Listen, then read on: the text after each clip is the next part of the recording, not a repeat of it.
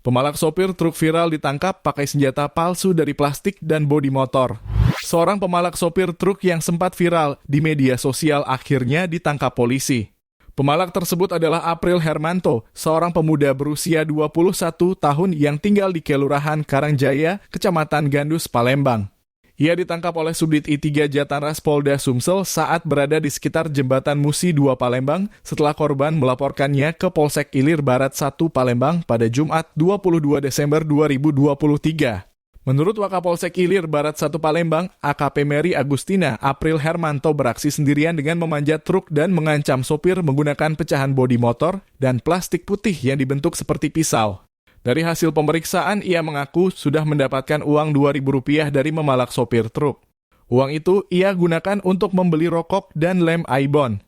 April Hermanto dijerat dengan pasal 368 KUHP tentang pemerasan. Namun April Hermanto membantah bahwa ia beraksi sendirian. Ia mengklaim bahwa ia bersama dua temannya memalak sopir truk di Jalan Simpang Macan Lindungan. Ia hanya memalak truk yang berbeda dengan temannya. Ikuti sumselupdate.com untuk mendapatkan informasi terbaru.